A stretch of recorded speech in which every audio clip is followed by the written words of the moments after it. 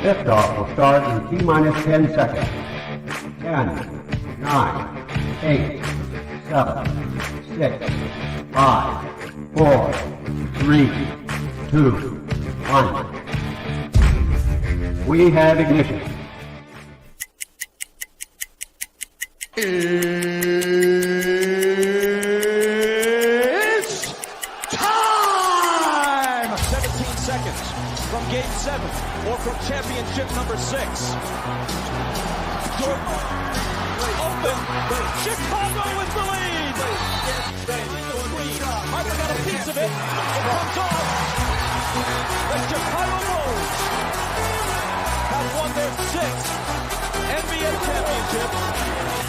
Tying run at second, 2 out. Palmero over the head of Jenks. Uribe charges, throws, out! And the White Sox have won the World Series. To the far side around the 8-yard line to Hester. Under it and to the middle with the 15 to the 20, breaks free of the 25 to the 30, to the outside, 40, midfield, 40, 30 to the coast, 20, 15, Hester 5. Oh! Touchdown!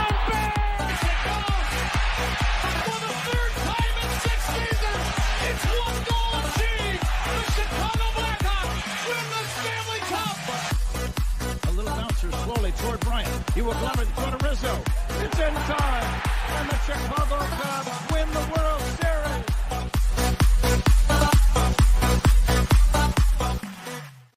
What up, what up, what up? Welcome to Shawn and Maya in the morning on this TGI Mickey Ficky Friday. It's the weekend, baby. And I'm your boy, the SuperBack, Shawn Sierra. Thanks for tuning in. If you're watching us on Facebook Live, well, then I guess you found us on Facebook. And if you're not following us on Facebook, what? Come on, go to Facebook, type in Sports Zone Chicago, click the like button, and now you're following Sports Zone Chicago. Simple. But wait, there's more. Go to the show's page, go to Shawn and Maya in the morning, like that page as well. So not only will you be following Sports Zone Chicago, but you'll be following Shawn and Maya in the morning as well. If you're watching us on our YouTube channel, excellent. If you're not subscribed to our YouTube channel, for real, come on, go to YouTube, type in Sports Zone Chicago, click the subscribe button, but also click the notification button. That's the little bell right next to it, and that'll let you know anytime a show from Sports Zone Chicago is going live. Get it? Got it? Good. Now, if you're watching us on our mobile app, yay, please don't tell me you didn't know we had a mobile app. Come on, man, get with the program. We have our own mobile app. So listen, if you have anywhere you get your app, wherever you get your apps from, it doesn't matter if it's iTunes, Google Play, Amazon, Walmart, Kmart, 7-Eleven, Zayre, Zemsky, Macy, Montgomery Ward, Woolworths, Weebolts, Gold Blast. It doesn't matter. You go there, you type in Sports Zone Chicago. You download it. You take us with you on the go. So not only do you get Shawn and Maya in the morning 3 days a week, not only do you get our other live shows throughout the week, not only are they archived there like they are on Facebook and YouTube, but I'll tell you what, we give you a slew, and I mean a slew of articles, thanks to my man Clarence Council III. Big up to Clarence for keeping you abreast of all articles Chicago sports related. Now, if you're watching us on a Roku channel, I like that kind of party, baby. And if you don't know, you better ask somebody. Sports Zone Chicago, we have our own Roku channel. So if you have a Roku television in the house, do us a favor. Download Sports Zone Chicago's channel to your television. Put it there next to the big boys. Netflix, Hulu, HBO Max, Prime, Apple TV, Disney Plus, Paramount Plus, Stars. Man, when do they start? Tell you, they got to come out with, I think there's one more season of Power Book 3 with 50's growing up, and Power Book 4 with Tommy. They got to let us know when that's out. Man. But I digress. Put Sports Zone Chicago channel right there next to all the big boys. Put them out there. You can watch it on the big screen. Hell, run the big screen, right, Mickey? Ficky, now. You can also tweet the show. Tweet us at Sports Zone Shy, the CHI, at Sports Zone Shy. Now, if you want to follow me, just me personally online. You want to know what I did? Let me tell you what I did. I made it nice and easy for you folks. Nice and easy. One handle for Facebook, Twitter, Instagram, Snapchat, and TikTok. All one handle at The Shawn Sierra. Guys, we got a great show, but I need you to get interactive. So whatever platform you're watching us on, whether it's Facebook, YouTube, or our mobile app, leave a question or comment on that platform. It'll come up here in the thread. We'll incorporate it into the show. And that, my peoples, is what makes this the best Chicago morning sports talk show around. That's you. So, man, bring them all, baby. Bring it all. Questions, comments, smart-ass remarks, because ain't nobody scared over here. I like The Rock said, don't sing it, just bring it. Let's check the chat. Check the chat to begin with. My man Cornelius Squalls. What up, Cornelius? He said, what up, sports zoners? My man Armando Emeterio Lara Jr. My man Junior's in the house. What's up, Papa? How are you? Thank you for tuning in. Hope you're doing better, bro. And I'm Sean Walls. A fabulous Mickey, Ficky, TGIF. Yes, sir, Bob, it is. Yes, sir, Bob, it is. Listen, I don't know a lot about a lot, but I do know this. More of the usual suspects will chime in as the show goes on. That, my peoples, I can promise you. That, I know. We got a good show for you at 10 o'clock. Evan Winter. Evan Winter from A to Z Sports is going to join us, talking all things Bears at 10 o'clock. I want to see his take, where he's at with, where's his level of confidence at with the Bears, his level of confidence with Caleb. Where's he at? Where you at? Where you at? Bring him out. Bring him out. Junior is freaking hilarious. Look at Junior writes, I'm old school in it right now, having multiple meal while watching the show. Bro, that's hilarious. That is hilarious. Multiple meal. I love it. I love it. That's straight up old school.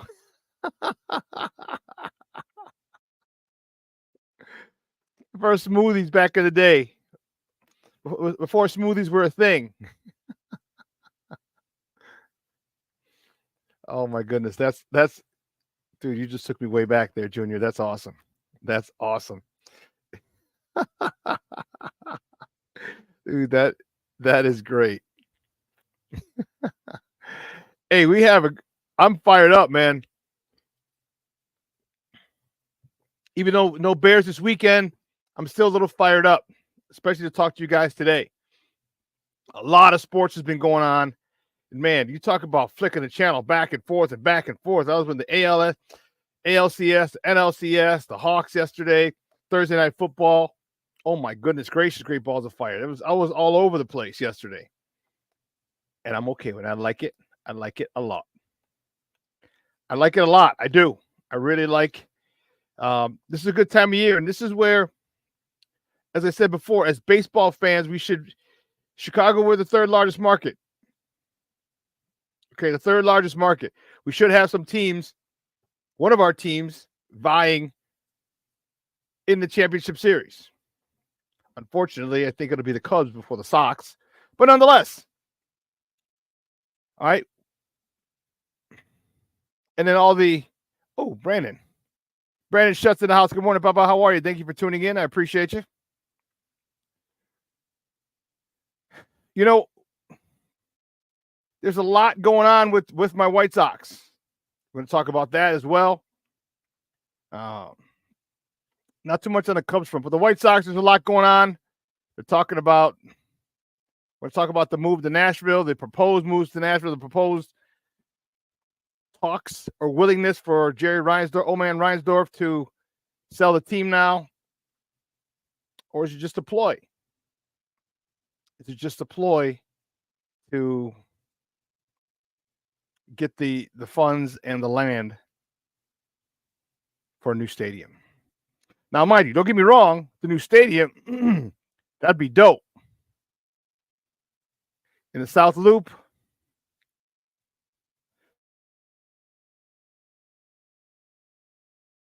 pardon me, guys.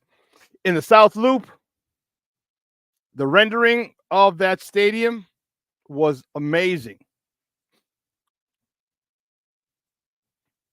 You know, you look out to the left, and there'd be two scoreboards. So you wouldn't even have to go to the game. You can go to the stadium and watch the game from the outside.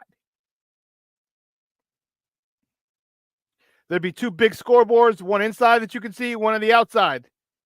They'd be back to back in the left field wall. You'd have the skyline overlooking left center field. It'd be dope.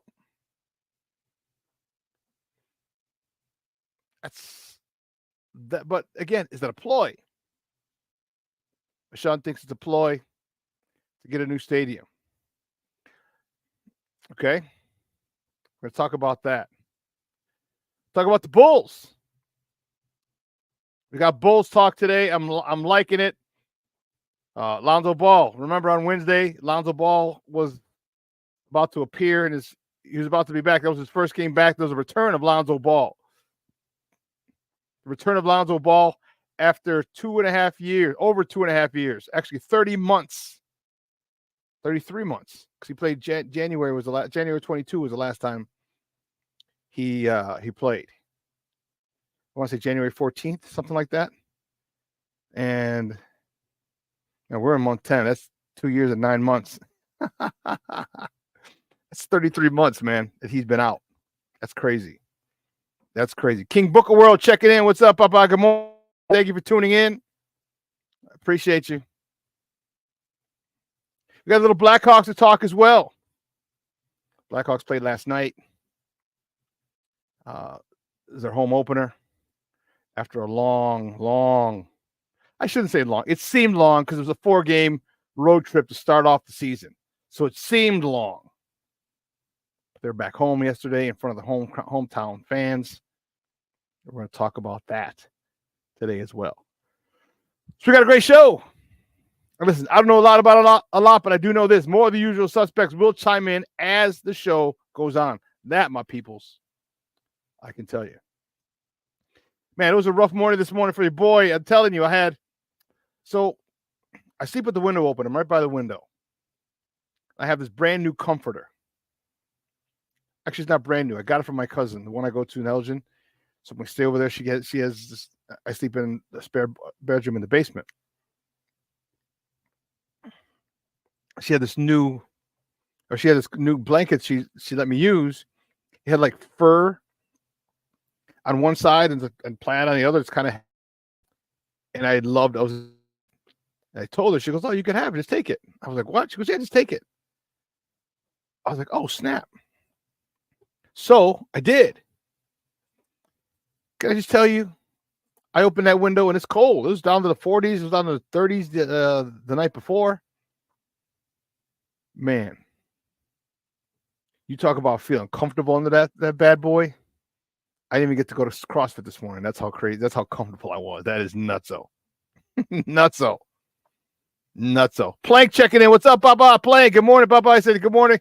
Sports owner is happy. Happy Friday. Bear down. Bear the freak down, Plank. You know it, Papa. You know it. And you know this, man. Bear down it is, as always. As always. Yes, man, I got some good sleep last night, man. I needed it. I hope you guys are, this weekend, I hope you guys are going to get a lot of football. Get a lot of football in. Started last night, Thursday night football. Some college football last night. High school football tonight. Some college football tonight. College football all day tomorrow. A lot of great games tomorrow. And then Sunday and then Monday. And this is I'll tell you, this should be Chicago's time. All right. One of our baseball teams should be in the ALDS and probably in the in the champions, the league championship series. It should be like that. Oopsies. Okay, and we can watch all 5 teams at the same time. All 5 of them. Or at least 4 of them. Bears, Bulls, Hawks, and then one of the baseball teams.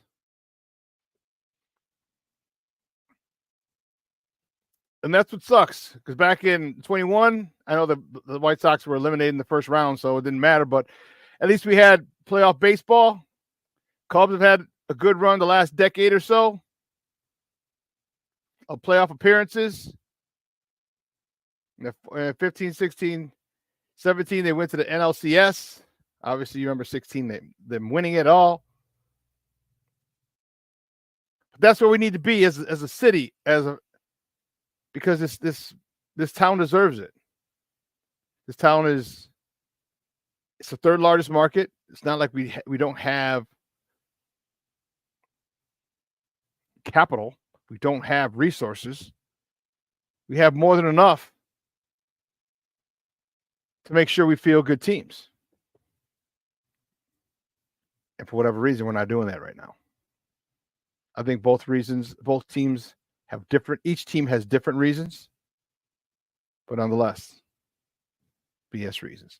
But anyway, I digress, baby. Let's get to it, baby. Let's get to it. You know how we do the first segment of every show. It's called Top of the Morning. It won't come when you want it.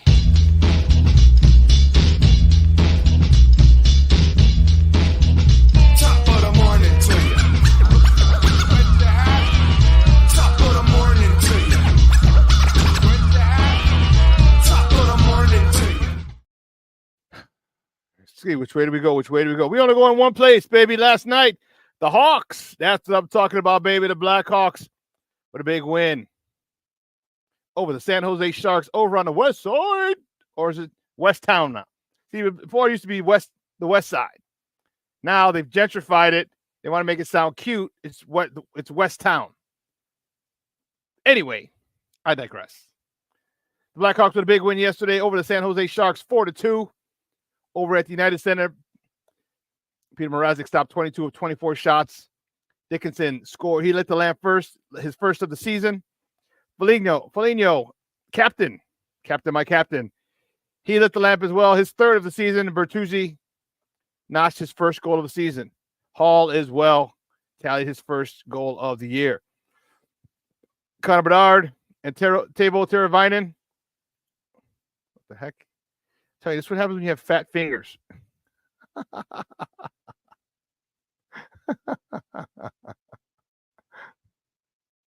Teuvo Teravainen each had 2 helpers yesterday. Bedard has 6 on the season. Teravainen has 4. Brody with a helper, his second of the season, and Anderson notched his first helper of the year. Blackhawks were glad to be home, as I said, a 4-game road trip to start the season. They wanted to get home to their own beds, and we wanted to see our team on the ice. Well, now we have a 4-game homestand because the next top of the morning topic, the Blackhawks host the Buffalo Sabres tomorrow, mañana, at the United Center. Puck drop is at 7 p.m. Central Time. You can catch that game on Chicago Sports Network if you get it. As long as you don't have Comcast. As long as you don't have Comcast, you can get it. Or you can listen to it on the radio on their flagship 7:20 a.m. That's something, man. That whole the carriage issues that work is having, something else. Like I said, I think it's just pettiness on Comcast part. I don't know. But on Wednesday, next top of the morning topic, the Bulls, baby. Only the Bulls. Only the Bulls. The Bulls beat the Minnesota Timberwolves. 125-133. It was the return of the ball. Return of the ball, baby. 33 months out. 33 months away from the court. The Bulls beat the Timberwolves 125-123. The Bulls were led by Kobe White, 23 points. Zach LaVine chipped him 19. Booch, Mr. Walking Double-Double, had 17 points, 12 boards. And Lonzo Ball, you see him, this was his first shot back. He drained it. He drained a 3. He was 4 for 6 from the field. I say 2 for 4 from beyond the arc with 10 points. And he looked good. And he is going to play. They said no back-to-backs for him. Obviously take it day by day. Because this is a situation where his whole cartilage was gone. Like an injury that no person from any other sport has ever come back from, he's come back from. And that's crazy. That is crazy. I'm so happy for him. You know, Chicago showed him a lot of love. When he was announced, when he's checked in, showed him mad love. And I'll tell you what, this guy, and I think they're ready to move on from him. But here's the crazy part. What if the Bulls are winning again because of Lonzo Ball? Remember, when Lonzo Ball left us back in January of 22, we had the best record in the East. What if we're there again? Or what if we're in the top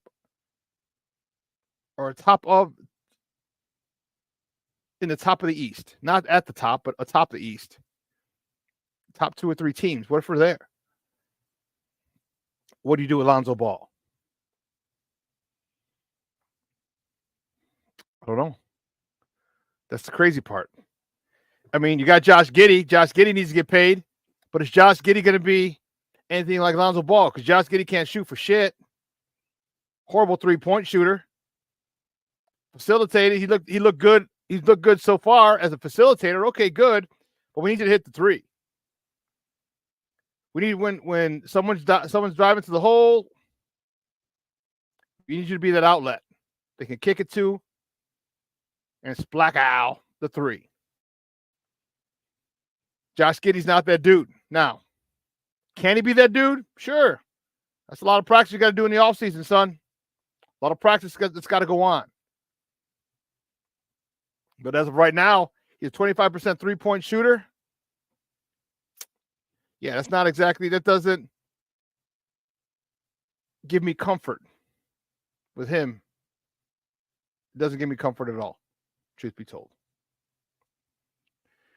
So that's the question. I mean, and this is the thing that AK has to look at. What if,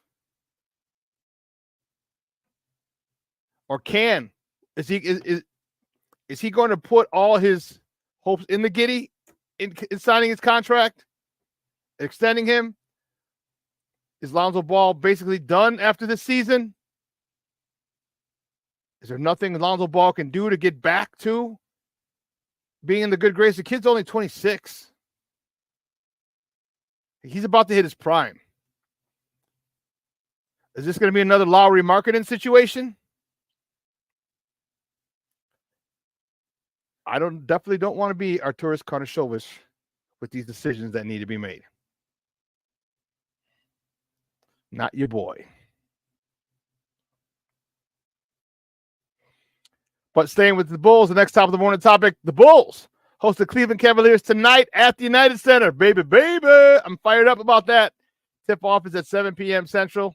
You can catch that game on Chicago Sports Network as long as you don't have Comcast. Or you can listen to it on their flagship station, 670 AM.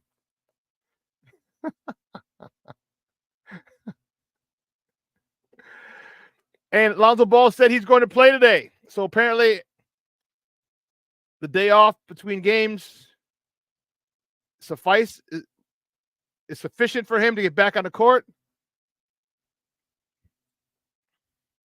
He said he's going to play on Friday today, and that's good to hear. That's really good to hear. You know, we're going to territories like no athlete has ever come back from this situation. Yeah, I don't get it. Michelle, I hear you. Michelle deal with Chicago Sports Network and still unacceptable. That is completely unacceptable. You knew this shit was happening. You knew that the new network was starting October 1st. You knew that. Which is why I think Comcast is playing hardball. They're being pricks about it. That's my personal opinion. I think they're being pricks about it. And because they've been at the negotiating table, they had to have been. This is a year in the works. You still a year to negotiate, a year. And you can't come to an agreement? That's far too long. You give someone a year to negotiate a TV deal with the regional sports network, with RSN, a regional sports network, a year. And the biggest carrier doesn't want to do it? Why? The biggest carrier, you're going to have so many people tuning in. But they know they're the big dogs. They're the biggest carriers, cable carrier, cable provider here in the Chicagoland area, so they can make their own price, and they'll probably give it a price that's probably again, this is my opinion. They're probably trying to gouge them. They could be petty, still angry from the fact that dropping Comcast Sportsnet, leaving Comcast Sportsnet, going to NBC Sports Chicago, then taking that off. I could see someone being petty. I can. I could see its situation being petty. But who's losing? I mean, come on, man. They're going to pay, make it affordable, make it. And I know Chicago Sports Network realized they're going to have to pay, but hell, they're losing money. They're losing money. All right, commercials, you can charge the amount you charge for commercials based on how many people are viewing that event. Well, if Comcast Sports, I should say, if Chicago Sports Network isn't being viewed by the millions and millions of people in the Chicagoland area, they can't charge that much for advertising. They're losing money. They're losing money. So again, maybe I think it's a petty move. It's a business, a power move by Comcast. Is what I truly feel. But hey. Jay Grizz checking in. What's up, Papa? Good morning. Thanks for tuning in. It's good morning, fellow sports owners. Appreciate it. And Moss in the house. Good morning, Papa. Bear down, baby. Bear the freak down. So here's what we're going to do. We're going to take a quick break. And on the other side of the break, we're going to finish up with these top of the morning tops. We got a couple good ones. Man, my guy Cuddy in trouble. Best quarterback in Bears history right now. Jay Cutler's in trouble. Come on, man. Don't go anywhere, folks. Keep it locked right here. Shawn and Maya in the morning on Sports Zone Chicago.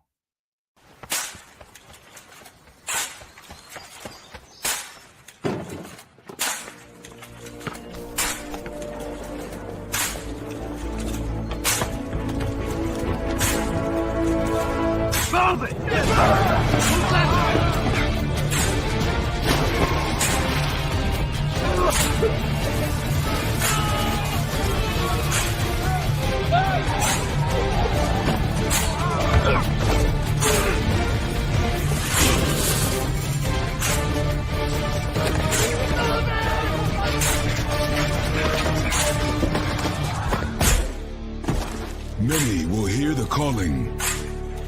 Few will earn the title. United States Marine. The few, the proud, the Marines. Hey, it's your boy, the SuperBack, Shawn Sierra, and be sure to follow Sports Zone Chicago on all social media platforms, on Facebook, Instagram, and our Roku channel. You can find us at Sports Zone Chicago, and on Twitter, we are at Sports Zone Shy. Also, be sure to download our mobile app so you can take Sports Zone Chicago with you on the go.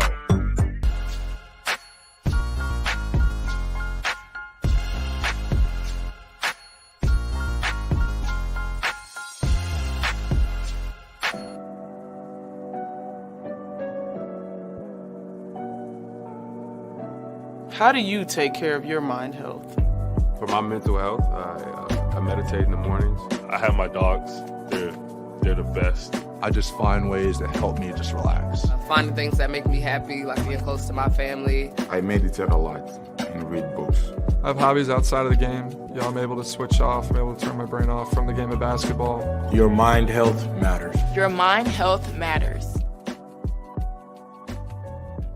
We are looking for a few heroes, mentors, trailblazers, innovators, a passion to change lives, spark curiosity, open hearts, and awaken minds, help students answer the question, who am I?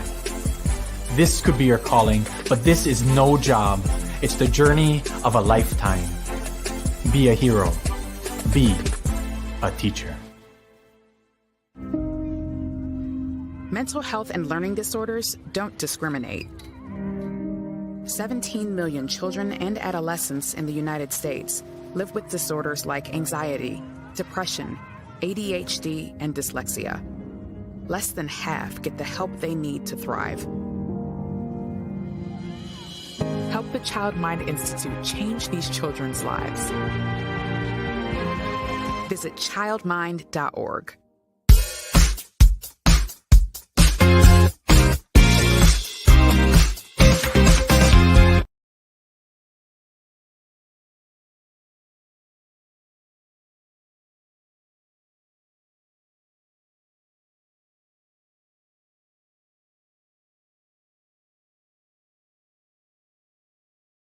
Today was going to be a special day regardless of the outcome. He's over back, man. Yeah. So, you know, it's a blessing to be part of his journey. You know, a lot of us being here through it all, you know, and seeing the highs, the lows. So this was a hell of a night for him. You know, here go the game ball, brothers. So, you know what I'm saying?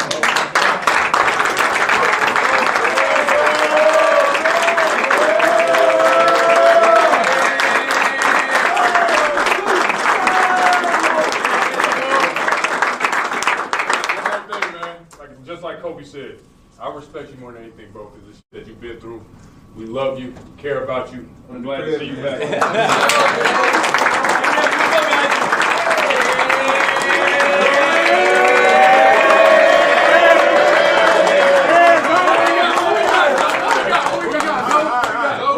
Family on three, man. 1, 2, 3.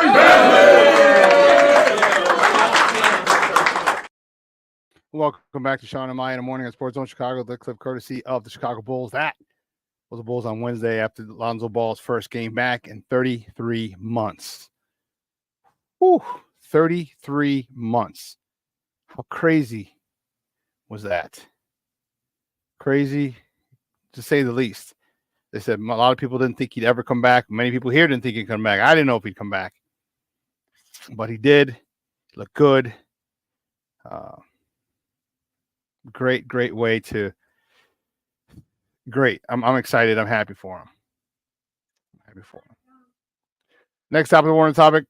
Baseball playoffs, baby. The MLB playoffs, the ALCS game 3. Cleveland beats the Yankees, the evil empire. 7-5 as David Fry walks it off with us. First of all, there was a homer in the bottom of the ninth to tie it. They go to extras. David Fry walks it off with a 2-run homer in the bottom of the 10th as the Cleveland Guardians beat the Yankees 7-5. All right, New York now leads the series 2-1. That game was crazy yesterday. Staying with the ALCS game 4, the Yankees are at the Guardians again tonight. First pitch is at 7:08 Central Time. You know what? I'm sorry. I don't know why. That game's on TBS. Sorry. I don't know why I didn't do that. The game is on TBS tonight at 7:08. And it's TBS and True TV. So they're on 2 channels. All right. So if you're still a baseball fan and you're still into baseball playoffs and you need to see the ALCS, there you go. Switching over to the National League. Next top of the morning topic, the NLCS game 4. The Dodgers blew out the Mets 10-2. Baby. 10-2 yesterday. Man, Mookie Betts, Shohei Ohtani. Man, those home runs yesterday, that Shohei Ohtani, dude, he launched it. Oh, my God. My goodness. He launched the hell out of that one. That was insane. Dude, Shohei Ohtani is, you know, oftentimes there's a lot of hyperbole regarding athletes. Okay? By hyperbole, for those of you who aren't sure, it's exaggeration. Oh, he's the best ever. Oh, that was the highest hit, the hardest hit ball ever. That was the farthest ball ever. Oh, he's a lot of exaggeration. A lot of hyperbole in sports. Especially, oh, he's the GOAT. People throw that term around like pennies. Everyone's the GOAT. But let me tell you something. Shohei Ohtani could go down as the greatest baseball player ever. He could go down as that. He just started the 50-50 club, the only person in the 50-50 club. And you know what would be crazy? If he does it again. What if he does it again? What if he does it again next year or the year after? God forbid he do it 2 years. Don't even mention 3. Don't even mention him doing it 3 years in his career. Because if you're a member of the 40-40 club, you're in an elite company. You are in elite company. Not a lot of guys in the 40-40 club, ESPN on the screen. Not a lot of guys in the 40-40 club.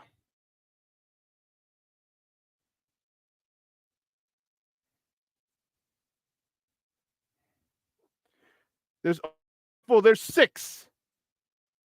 6 players with 40-40 seasons. Jose Canseco, Barry Bonds, Alex Rodriguez, Alfonso Soriano, Ronald Acuna Jr. a couple of years ago, and Shohei Ohtani.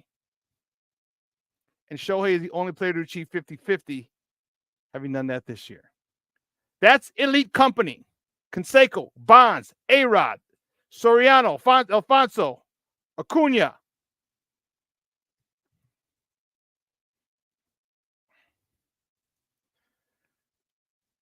Shohei Ohtani has that opportunity. And then wait till he starts pitching again. Remember, he didn't pitch because he's coming back from UCL. He's doing this with a repaired ulnar collateral ligament. For those of you who don't know what ulnar collateral ligament is, the ligament here. The ligament here. Okay, because you're throwing. It's also called tennis elbow. Usually on your right arm. Well, a lot of tennis players are right-handed. But same thing. It's called tennis elbow, ulnar collateral sprains. But yeah, that's what he has. He had surgery on it. So if you see, he got a real big pad on his right elbow. Dude, this guy is amazing. Unfreaking believable. You know, it's a great time to see. Like everyone could argue. I don't know why there's an argument, or people think there's an argument, but you want to argue. Oh, sheesh. You want to argue Jordan, LeBron. There's no argument in my case. Jordan was the best. All right, he was the best. Okay. Now, physically, LeBron is better. Why? Because the technology for training is so much more advanced. Imagine Gale Sayers in today's game. Gale Sayers was never the same after he tore up his knee. You don't think he would have come back and had a long career? Hell yeah, he would have. He would have been like Adrian Peterson. But as far as best basketball player ever, Jordan. So for us to watch that is awesome. For me, growing up in the 80s, the best hockey player around, the great one, Wayne Gretzky. Got to see him play. I didn't get to see him play live when I was an Andy Frayne Usher because the day that the Edmonton Oilers came, he wasn't playing. I was pissed. That was a game. It was at the old barn, the old Chicago Stadium. My cousin, one of them who's big time, the guy who got me into ice skating and really got me into hockey. He had a couple of his friends, and remember my guy Jay Husa, big shout out to Jay Husa, who used to work the Players Gate, said, "Man, if you ever want to get anyone in, bro," he goes, "just let me know because we'll have him come here. I'll have tickets for him, whatever." Cool. So I got my cousin in, the Mexican guy, Vato. How he fell in love with hockey, I have no idea. But he had a couple of his friends there. And he went to about 8-10 games that when I was working there that season. And that was a game, I've Googled it. I don't remember what year it was. If it was 80, might have been 87 or been the beginning of 88. I'm not sure. That's when Dennis Savard takes a puck, goes around all 5 Edmonton Oilers. There's a spinorama and beats Grant Fuhr top shelf, right where Mama puts the peanut butter, baby, on the top shelf. And let me tell you, that when Dennis Savard scored that goal, that was the loudest I have ever been. The loudest place I have ever been in my life. That place was insane. So I never got to see Gretzky play, but watching him play, on TV all the time, it's great to see the greatest of all time play, and that's cool. Like I said, unfortunately, I didn't get to see Gretzky play in person. He didn't play that day. But I watched Michael play. I watched Walter play. Michael at the old barn, Walter at Soldier Field. And I may have to go next time, spring training, I may have to go to. I should have gone to the Sox game this year when they played the Dodgers. But man, that was Vato Locos forever. That was Vato Nation, bro.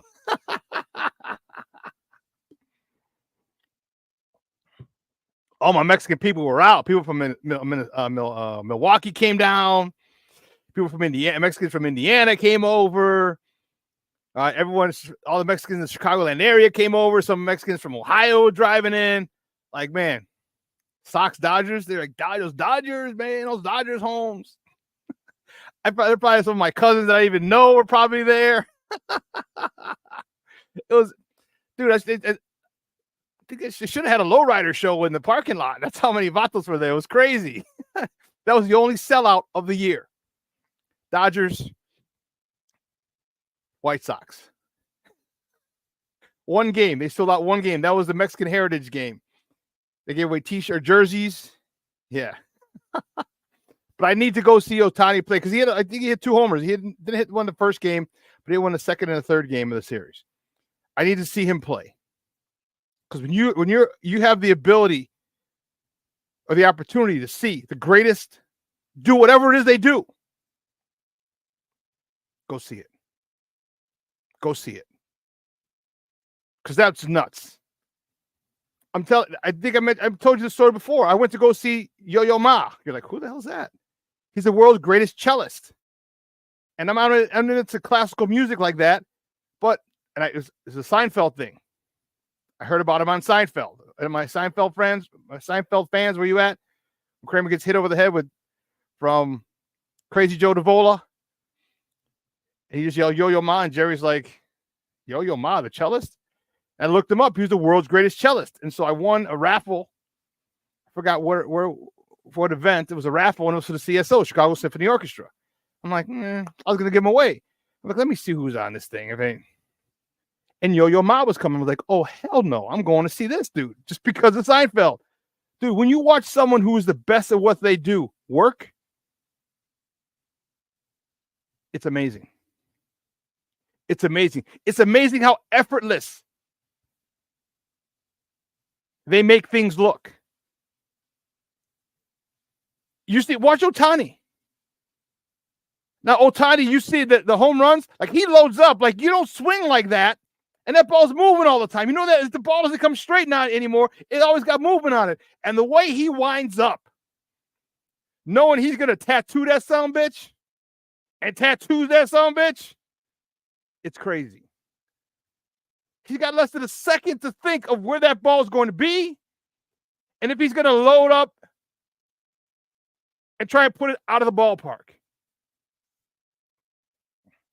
And he did it over 50 times this year. Ohtani's homers are not cheap. They're not, oh, back up, jump. Oh, I missed it. Oh, no. They're not those. Those are the, oh, damn. Right fielders don't even move a lot of times. So I definitely have to go see Ohtani. And when I go to spring training, the Sox share the facility with the Dodgers. I'm definitely going to catch an Ohtani game. And if next time the Dodgers come to Chicago, I'm definitely going. I may have to drive up to Milwaukee to see him play, which I have no problem doing. Go up for a weekend, go up Friday, maybe catch a Friday, Saturday game, come back Sunday. I'm not going to go to 3 baseball games in a row. You crazy? 3? Crazy as a mug. But to be fortunate to watch someone who's the best at what it is that they do in that field is amazing. Like I said, growing up with Gretzky, growing up with Walter, with Sweetness, growing up with Mike. Baseball. I mean, we got to see Mike Trout for a while. We thought he could be the best of all time. And now Shohei Ohtani says, hold my beer.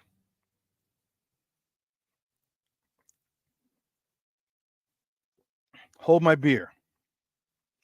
Because not only am I going to hit and knock 50 ends, I'm going to pitch. I'm going to be in Cy Young. Dude, how crazy would that be?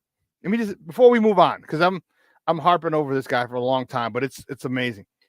What happens if this dude wins the MVP and the Cy Young? Probably won't happen next year because it's his first year back. But in 2 years? In 2 years, once his elbow or mentally he's ready to trust his elbow again? What if he wins the MVP and the Cy Young?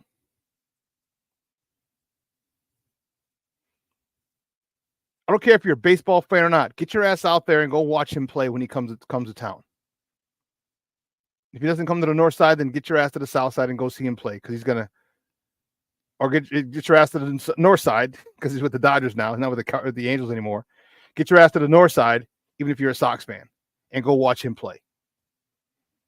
If the Dodgers come back to the south side, hey, you're good. But go see someone who's the greatest at what they do perform. And he hit a home run yesterday that was just insane. Moving on, the next top of the morning topic, man, my man Cuddy's in trouble. Sookie now. My man Jay Cutler. I know that's a rough one. That's a mugshot. Jay Cutler was arrested yesterday in Tennessee. He was charged with DUI, failure to exercise due care, violation of implied consent law. That means he didn't take a breathalyzer. And possession of a handgun while under the influence. He was released on $5,000 bond. And my man is in trouble. My man is in trouble. You know, a lot of people have a lot of things to say about Cutler. I was a big Cutler fan. Let me put this picture up. I was a Cutler fan. Many people aren't.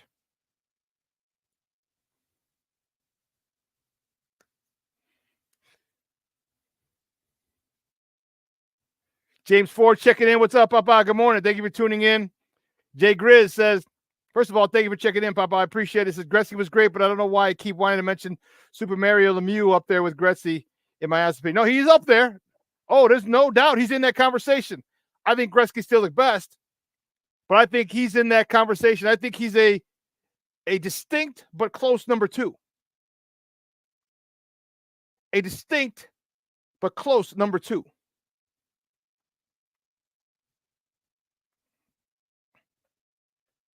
Listen, if you here, let me.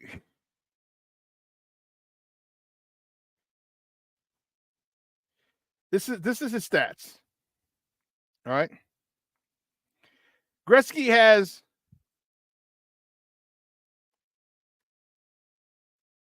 2,857 points. If you took away all his goals, which is 894, he still would have the most points in the history of the NHL. Still. Just assists alone, 1,963 assists.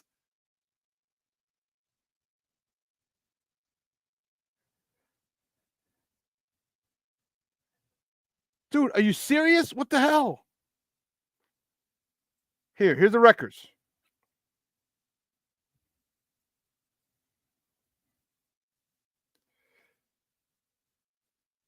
Yeah. Jaromir Jagr is second. So if you took the goals, if you just took Wayne Gretzky's goals away, 894, he'd still have 1,963 assists. So he have 1,963 points. You know who's in second place? Jaromir Jagr. You know how many points he has, goals and assists? 1,921. He's still 42 points short. That's why I say Jay Grizz, Mario Lemieux is a distinct but close second. And Mario Lemieux was hurt a lot. You know, he was injured a lot, and that slowed his numbers down. Because Mario's got 1,723 points. But I digress. My man Cutler's in trouble with DUI. Man, dude. It's crazy. A lot of Cornelius smoking Jay. You know, a lot of times we think we're good when we're not. How many times? I mean, all of us, I shouldn't say all of us, many of us, especially those who drink, got behind the wheel at one point or another when we knew we should not have. There are times we got behind the wheel when we knew we were fucked up. We knew it. And this time he just caught him. See, I want to get to the point where I want a driver. But I get it. Like, if you're rich, you want to drive yourself. You don't worry about it. You know what I mean? Like, Jay wasn't I mean, maybe if you came from money, or if you're trying to floss. If you're trying to floss, I can see people saying, oh, you know what? I'm going to get a driver. But, man, listen, you made over $100 million in your career, Jay. I know Kristen Cavallari took a lot of it. I know she took a lot of it. But get an Uber, bro. Get an Uber. Pay some, like, you with people like this. You gotta have a guy. And maybe Jay doesn't understand it. You gotta have a guy. Like, when I'm fucked up, if I'm going in the city, if I'm going to drink and I'm messed up, I'm calling you. You take an Uber, I'll pay for the Uber.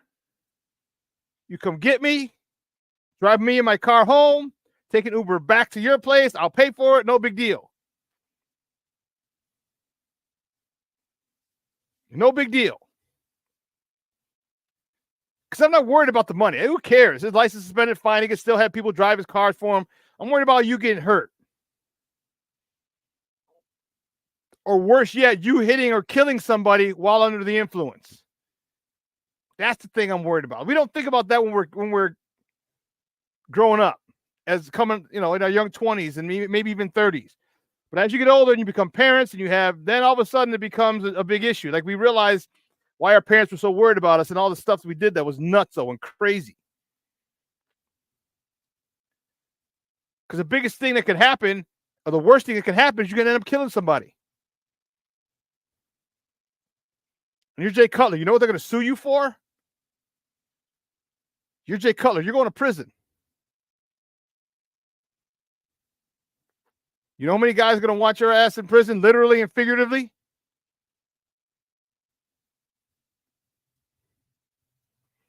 So, listen, when I make $100 million,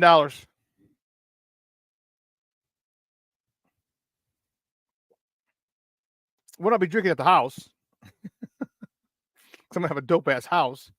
But two, when I go out with my badass car, I'm going to have a guy. Be on standby. Hey, I need you to come pick me up. Or just text them. Boop, boop, boop.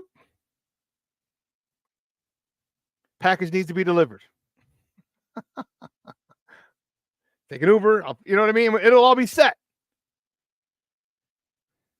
Because I don't know if I could live with myself if I kill someone while driving drunk. I don't know how I'd be able to live with myself. So I'm glad Jay's all right. I'm glad Jay didn't hurt himself, nor did he hurt anyone else.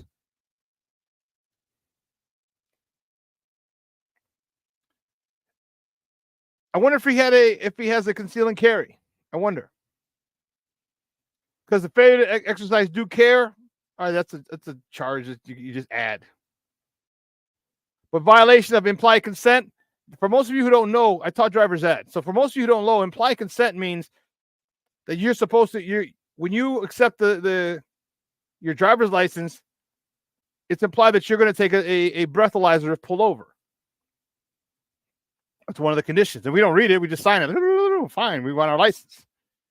That's implied consent. So when you refuse a breathalyzer, that's why the laws in Illinois, if you refuse a breathalyzer, it's a year suspension automatic. Doesn't matter. Your license is automatically suspended. Now, whether you're drunk or not, doesn't matter. Your license is suspended. They look at you as guilty because of implied consent. And possession of a handgun while under the influence. Come on, Jay. I said, I wonder if he's got a FOID card, a conceal and carry. So I don't know. I doubt he'd have a conceal and carry because you can. I don't think they'd have possession of a handgun while under the influence. If you have a FOID card or conceal and carry, you can still carry. I would imagine. I don't imagine that you can't drink if you're. I don't know. But anyway, Cuddy's in trouble. Listen, we're going to take a quick break, very quick break. On the other side of the break, we're going to welcome my guy from A to Z Sports. You've seen him here once or twice, Evan Altman. So don't go anywhere, folks. Keep it locked right here. Shawn and Maya in the morning on Sports Zone Chicago. Hey, it's your boy, the Superback, Shawn Sierra, and be sure to follow Sports Zone Chicago on all social media platforms, on Facebook, Instagram, and our Roku channel. You can find us at Sports Zone Chicago, and on Twitter, we are at Sports Zone Shy. Also, be sure to download our mobile app so you can take Sports Zone Chicago with you on the go. Time out. How are you feeling right now? Happy? Excited? Angry? Overwhelmed? One of the best things you can do for your mind health is to name what you're feeling. It can sharpen your awareness and help you talk about your feelings with someone you trust. Here are 3 questions to ask yourself. Where are your thoughts right now? In the past, the present, the future? Do you notice any sensations in your body? Is your heart beating fast? Is there a flutter in your stomach? Or are you fully relaxed? What do you need right now? Time with others? Time to yourself? Remember, there's power in this awareness. So find ways to identify what you're feeling today.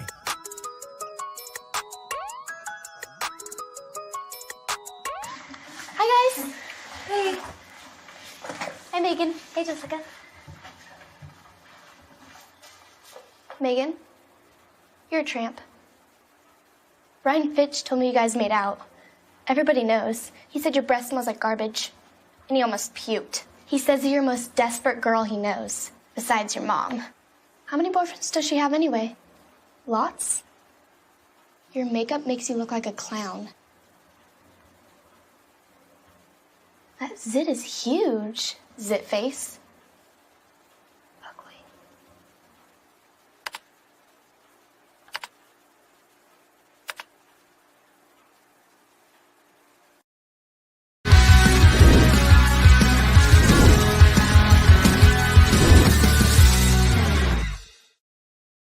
For the ATL, it's another run for Swift around the left edge. He gains the corner and the first down. At the quarterback position. Williams looking deep, looking for somebody, looking for room. Finds it, and he's got a lot of room in front of him. Caleb Williams slides down right around the logo.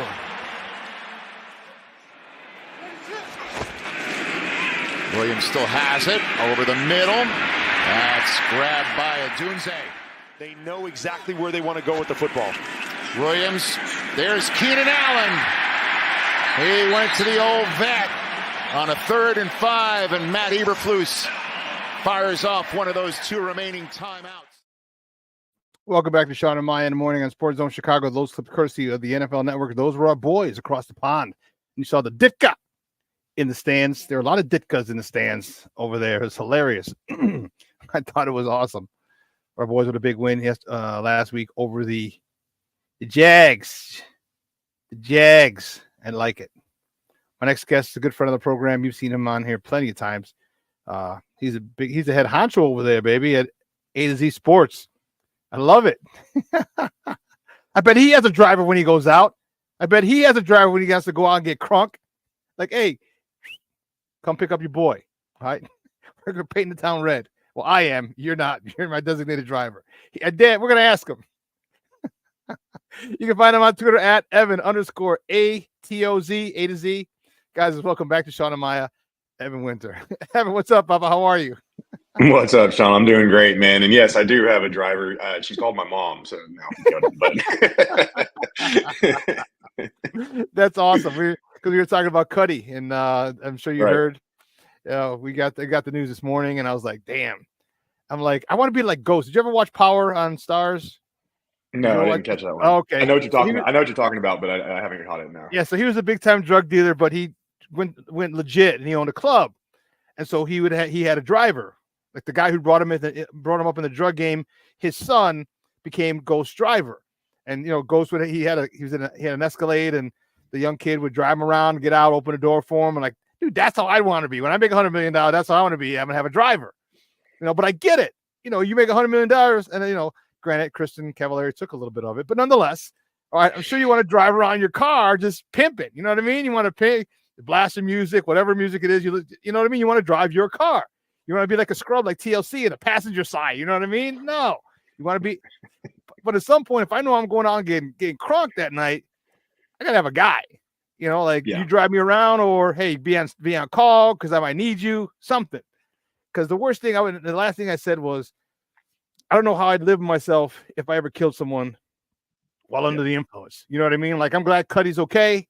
All right, he's walked away with he got out on $5,000 bond. But man, we don't think about that. And now you're a dad, so you understand. Like, man, you know what I mean? Like, we don't think about that in our young 20s, because I'm sure all of us had gotten behind the wheel when we probably shouldn't have. You know what I mean? Back in the day. Oh yeah. So, it's a different issue now, especially that we're older. So, like I said, I'm glad he's okay, and I think from now on he might have a driver. Hopefully. Yeah, for sure. And I mean, let's just be real too. Whenever you are having a fun night and you hop in the back of that Uber, there's like no better feeling than just knowing that somebody else is taking care of the ride. Like I don't even want to deal mentally. Obviously, when you're having a good time, you're already just kind of clogged up mentally. You're not thinking too straight. Like, the last thing I want to do is have to try to find my way home or something like that. So yeah, it's like one of the best feelings, hopping in that back seat, or I guess the passenger seat, and be like, oh, take me home, shorty, let's go. Yeah, I usually knock out. Excuse me, Yeah, sir, we're here. Oh, thanks, my bad. Yeah, thanks, man. Thanks. It's a fast ride. Yeah, seriously. But speaking of a fast ride, our boys are on a fast track to the top of the division, even though they're in technically third with the point differential. Talk to me about are the Bulls? Sorry, I was watching the Bulls game 2 nights ago, and I'm excited for them tonight. Are the Bears where you thought they would be at 4-2 at this particular point? I mean, yeah, you got to think they're in a good spot right now. And honestly, with the injuries they had going into the London game, and then obviously the injuries, Kyler Gordon got hurt in that game too, with a couple of the injuries that they had in the London game. They're in a great spot right now with this bye week and getting healthy ahead of the Commanders showdown next week, which fortunately the NFL, I wish they would have flexed it into Sunday Night Football. I mean, I get it, Cowboys, 49ers. I get it, but both of those teams are underwhelming right now. So at least they did flex it to the 3:30 time slot, so more people will get to watch it. But yeah, outside of the kind of the slowish start with the offense and Shane Waldron and Caleb Williams kind of finding their chemistry together, yeah, I think they're in a really good spot right now, especially on the defense. The biggest question coming in outside of Caleb Williams and the offense was, can the defense pick it up and keep it going from last year? And obviously from year to year, when it comes to NFL defenses, it's a lot of variance, right? The slightest thing can cause an elite defense to kind of fall down the ranks a little bit. I mean, just look at the 49ers and the Jets defenses this year, right? 2 elite units over the last few years, and now they're not as elite. They're nowhere near close to what they were over the last couple of years. So yeah, I think they're in a great spot. Now granted, playing the defenses they played the last 3 weeks certainly helps it helps you get better on offense. But we've talked about this before.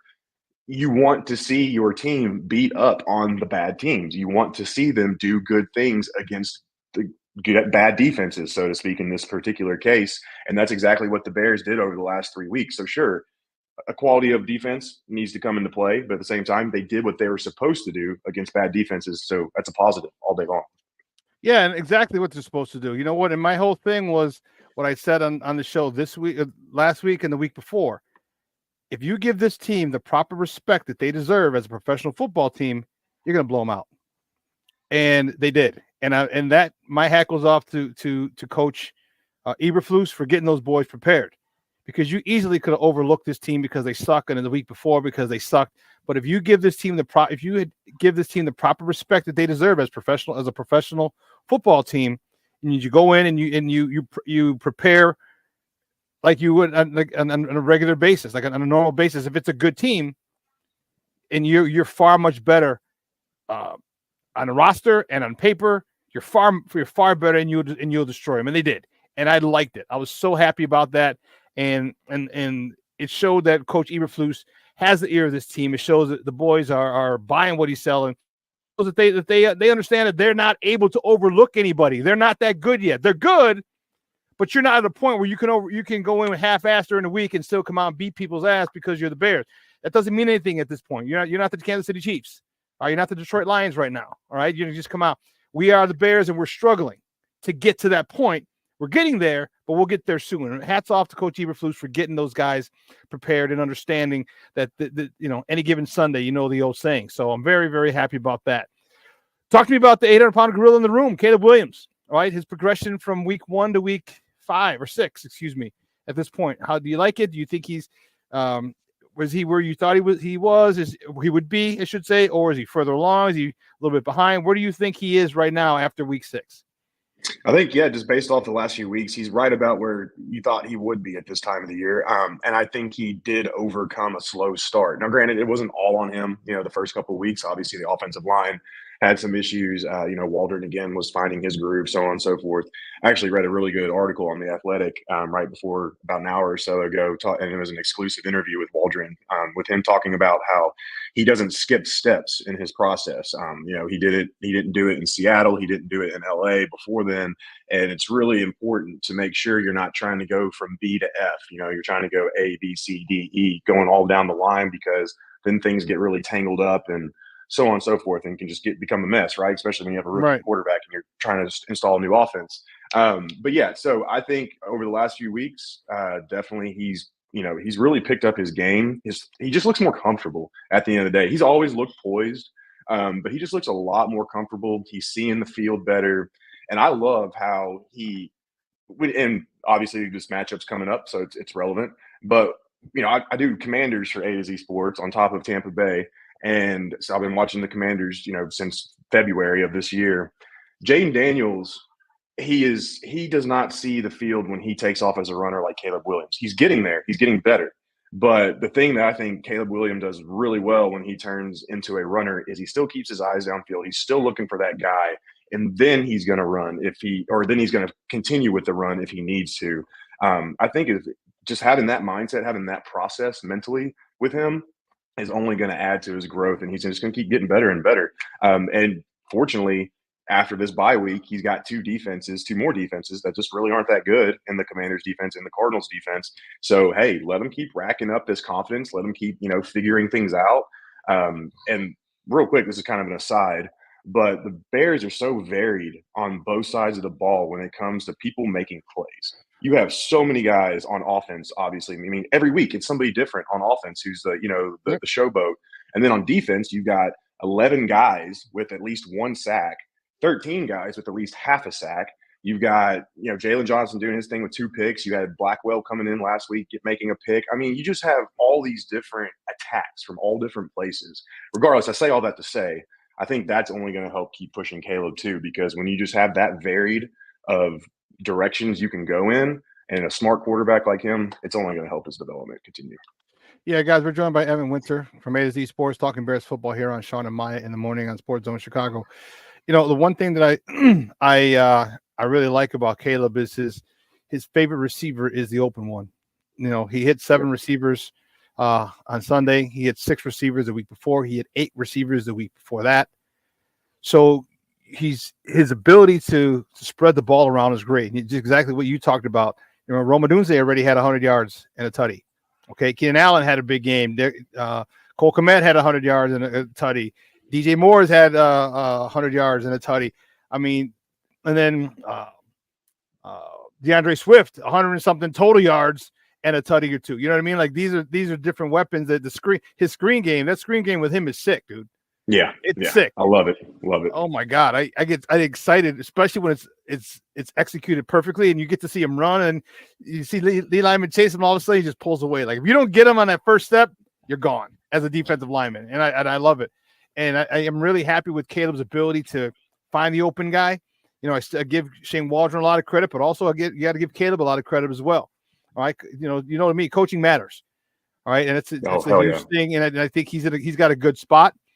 Talk to me about Shane Waldron. Speaking of coaches, on his ability to adjust and be malleable, because it took a while. We were like, I was thinking, man, he's making me look like a jerk. Because remember, I said he was the biggest or the best acquisition this offseason. Yeah, we both said that. Yeah. First couple of weeks, he was like, it wasn't very fluid or efficient.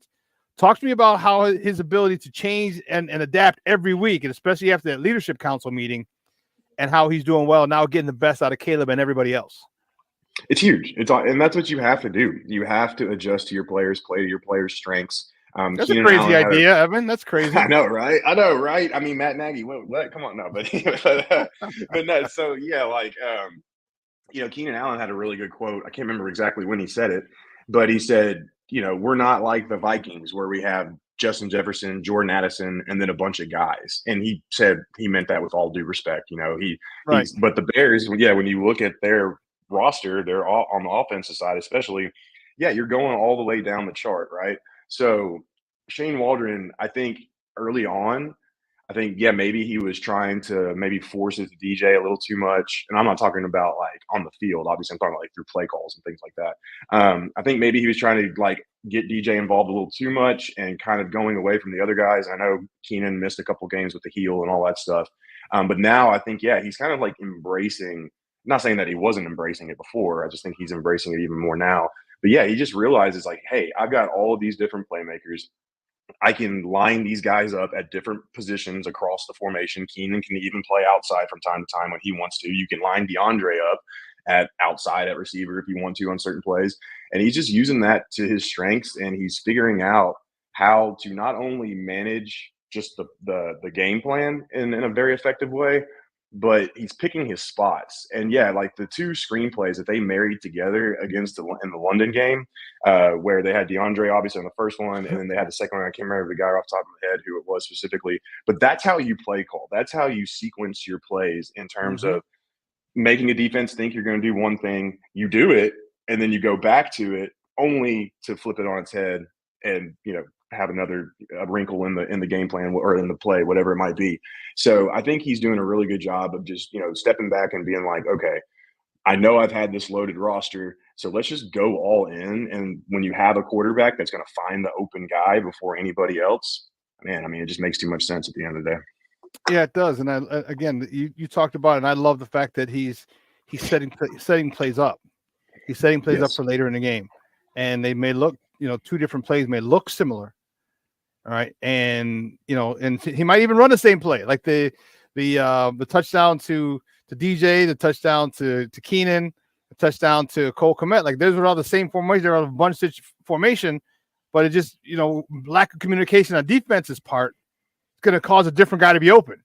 It's going to cause, I like how they isolated DJ, the week before on that linebacker, and then Keenan got the same thing. All right. But then also Cole Kmet came behind the back of the end zone, because there was a lack of communication on a defense in the secondary's part. He saw him and threw it to him. So I love what Shane Waldron is doing. I'm thankful he's not making me look much like a jag bag for like he did the first couple of weeks, because this is what I wanted. But here's a formation, a culmination. It's not even a culmination yet, because it's still growing. But of Caleb getting access to the playbook early, working a lot of things before they even drafted him.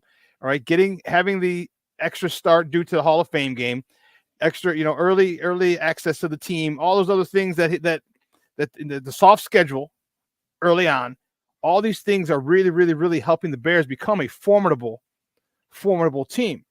I said 7-2. I said 8-1 they could make. I said I didn't even want to go 9-0. So they could go 9-0. I said, but that'd be tough. The Texans game would be kind of tough.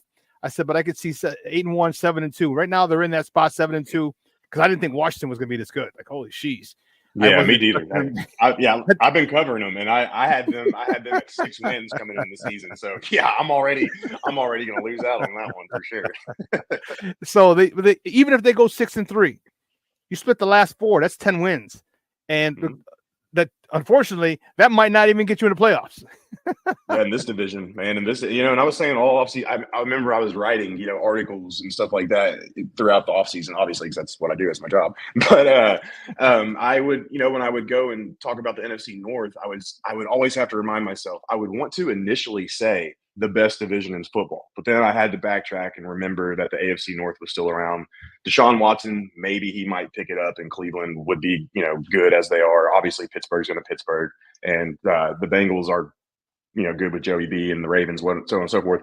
But yeah, it's awesome that the NFC North has just become the powerhouse, man. I mean, it's just crazy how good this division is. Yeah, so 10. It's crazy to think that 10 wins might not even get you in. That just blows my mind. Or another crazy thing, what if all 4 teams get in the playoffs? That would be awesome. I would love that. That would be so awesome. Because, I mean, just to have that, especially with all 4 fan bases, because all 4 fan bases are just awesome fan bases at the end of the day. They are dedicated. They're loud. They're rabid fans.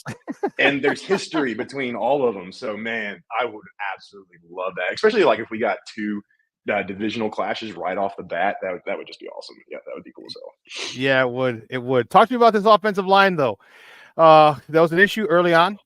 All right, Nasty Nate, was having issues, and now he don't have any issues because he's sitting on a bench. Yep. maybe that's his issue. Is he sitting on the bench and he's not playing? Yeah. Talk to me about what you've seen in how this offensive line has really stepped it up, because not only are they protecting our QB1, but they're creating a lot of running holes. Beautiful touchdown by DeAndre Swift 2 weeks ago, and a 39-yard. I want to say 39-yard touchdown run. Great block back by Cole Kmet. But the holes were there. The offense, they're getting to the second level. All right, they're comboing very nicely to the second level. What do you think changed from the first couple of weeks to the last few weeks? Cohesion is the first thing that comes to mind, but that's kind of an obvious answer at the end of the day. I think Waldron's using their athleticism a lot more than what he was doing in the first couple of weeks.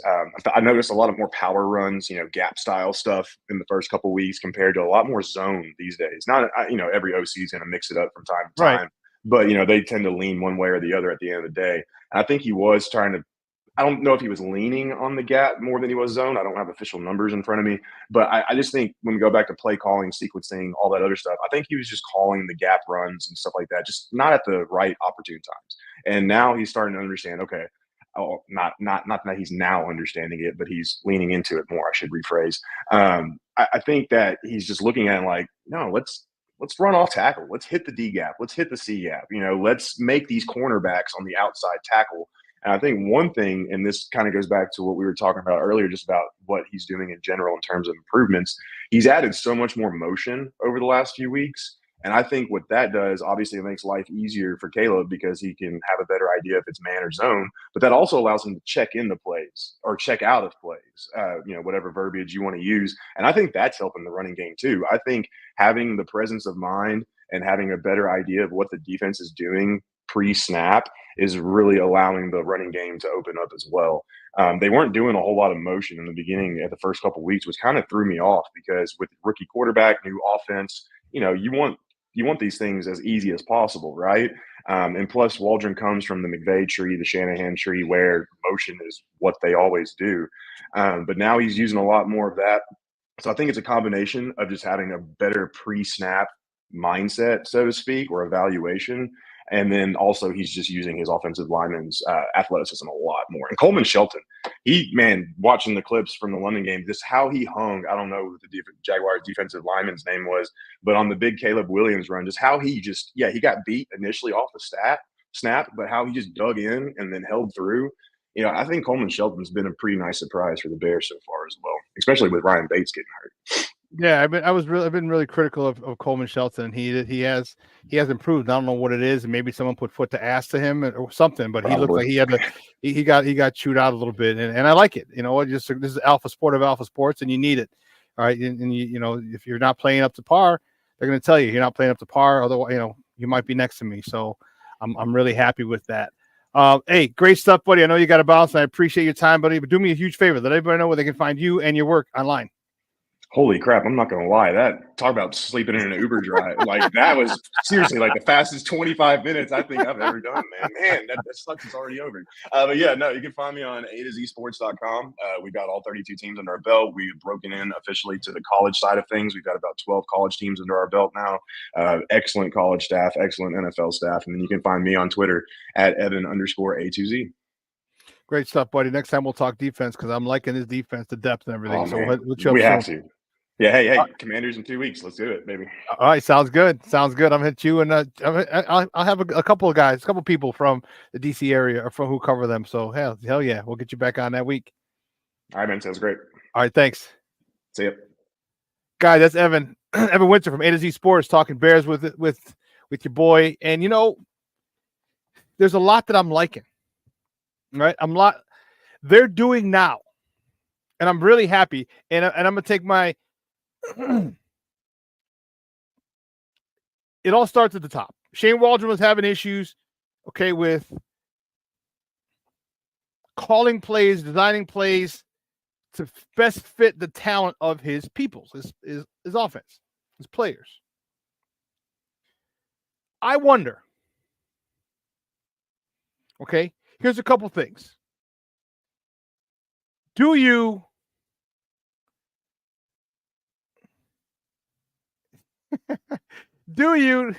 I was like, dude, that was so fast. Do you think that Coach Eberflus said something to him? Said, hey, dude, you're screwing up. Like, I don't like this. I don't like that. I don't like this. I don't like that. Do you, in the chat, put it in there. Let me know what you think. Do you think Eberflus said something to him about this offense? Like, you're not using, stop using DeAndre Swift on inside runs so much, or don't use Roshan Johnson on outside runs. All right. Because I think if he did, then my respect for Eberflus increases. Because as the CEO, you got to make sure everything's running efficiently. And if it's not, you got to step in and say, hey, I need this done. This is not being done. I need to see this. And two, my man Junior says, yes, I think Eberflus did say something. King Booker Will says, Flus gave him that old pinky from next Friday talk. Plank said, that's being a head coach. You're damn right, Plank. You're damn right. Okay, this is not what I want. This is not where I know it can be. Get it to where I know it can be. Period.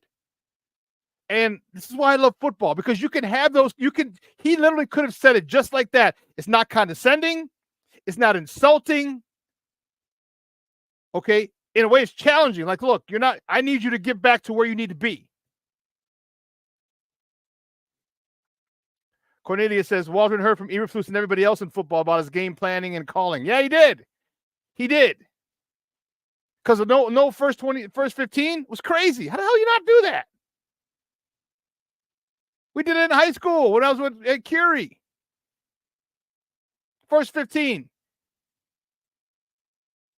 My guy Tyson LeBlanc, shout out to Tyson LeBlanc, the head coach now at Oswego East after he left Curie.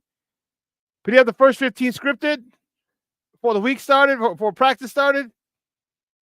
And we work on him all week with his quarterback, with my guy Reese. Big shout out to Maurice Fleming, who's actually he went to Iowa for 4 years and then went to his last year. He went to West Virginia. He played his 5th year at West Virginia. He's now coaching at, I want to say Louisville or Houston. He's a DB coach over there. Big shout out to Maurice Fleming. And he would go over them and say, hey, are you comfortable with this? You want to change it? Let's work. No. And they'd organize it. And all week they'd work on it. These were the plays. And if you remember, like I said before, Getsy, I know we don't want to hear that name, but man, his first 15 were fire. His first 15 were legit. We'd go down, and there was always points. It might have only been 3, but it was points. Now, the halftime adjustments, that's another story. Or the lack thereof, that's another story. But the communication between this staff is one that I love. Because we don't even know what's going on, but we know what's going on. Because we've seen the adaptation of Shane Waldron. Okay? We've seen it. We've seen it. Going from 52 times, having Caleb drop back to pass to like 20-something. That's where he should. Right now, Caleb shouldn't be throwing more than 30 times. It should be 25 times-ish. 25, 27 times-ish. Maybe hit 30. Okay, that's cool. That's where he should be. Why? Because this run game is where you need to start. And that's what Shane Waldron has done. He's committed to the run game. You commit to the run game, you make the game shorter. You make the game shorter. You stay ahead of the sticks. You make it easy on Caleb. See, because we really haven't had any long touchdown passes. We're short to intermediate. 15, 20 yards. The touchdown to DJ where he's coming across the field, that's a crosser. That's an intermediate route. It's not a deep route. It's not a go, a corner, a post. DJ was coming across a 15 yards, caught it, went up the sideline. The touchdowns were like 20-something yards. So we're not even exploiting that deep game yet. What you're doing is you're getting, remember what I want. I wanted all the short stuff to be automatic. Screens, automatic. Curls, slants, automatic. Now you extend a little bit. Now you're going to digs. You're going to comebacks. You're going to digs or deep ends. All right, now you're going to 15-yard dig routes. Curls. You're going wheels.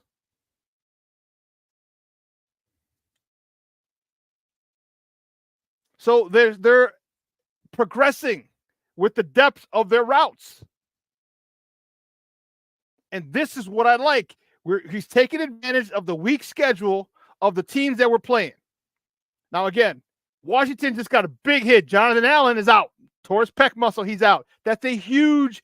Remember, they lost Chase Young last year to the Niners. They lost Montez Sweat. I forgot who he's playing with.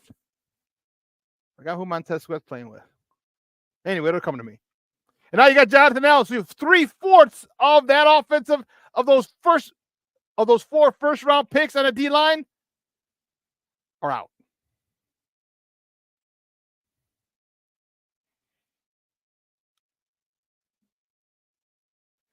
King Booker Will says, seeing the Bears have 8 to 12 play drives and them being successful is a sight to see. You're damn right it is.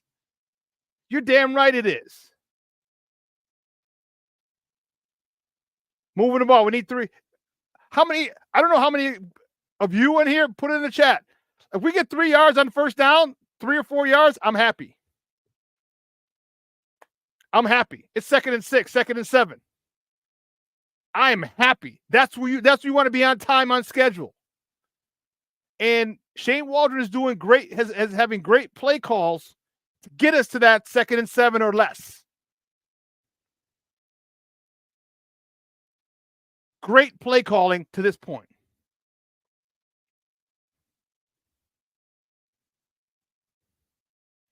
Yes, we could have had one of DJ Moore if he threw the ball to the pylon. Yes, I agree. I would have loved if DJ didn't get or when he went down right by the his elbow was down inside the 1. Yeah. But again, that's growth. That's another area for Caleb and them to grow. All right, Caleb. Remember, it's still a work in progress. You have to understand, as good as Caleb is, there's still things he can and will do better.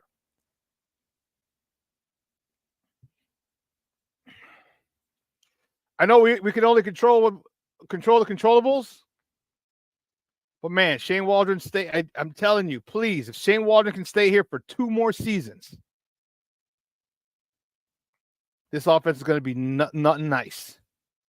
Nothing nice. 2 more seasons, Shane Waldron.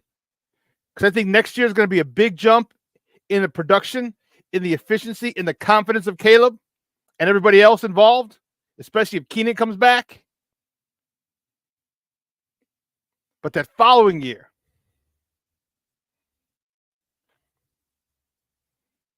the third year is when I think he really, really just gets it. I'm telling you, I think this jump from year 1 to year 2 is going to be big, but I think the jump from year 2 to year 3 is going to be the finishing touch. Because next year he doesn't have to learn a new offense next year. If Freudian slip. If Waldron stays. That's why I want it to be 3 years. All right, look at all the quarterbacks. Keep the same system, and that's what the Bears have done. Ryan Poles, hats off to you, sir. You brought in Thomas Brown. Now, is he going to keep the same type of offense? I don't know. Hopefully so. He's a passing game coordinator.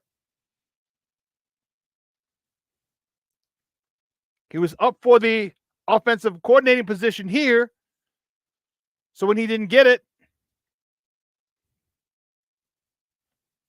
the Bears said, hey, come back here. Because I believe the Bears understand that Shane Waldron, they knew he was a head coaching candidate anyway. So if Caleb Williams has a great year to finish this year, he might jump. Or if he has a great year next year, then as soon as Caleb has a really good year, like say Caleb breaks the record, 38-38, 3,838 yards is a record held by Eric Kramer. When he beats that, hits 30 touchdowns, Shane's going to get head coaching opportunities. If he leaves, good. Thomas Smith's going to step in, and he's been here. He'll probably put his spin on things, but the difference, it'll be minimal. And look at the Tom Brady's. Look at the Aaron Rodgers. Look at the Brett Favre's. Look at the John Elway's. Look at the Peyton Manning's. They all have the same system in place for them. How many times have we talked about the inconsistency, the turnover? Cutler, my man, 6 coordinators, 7 play callers in 8 years. 7 play callers in 8 years, and after year 1, you trade away his top receiver in Greg Olsen.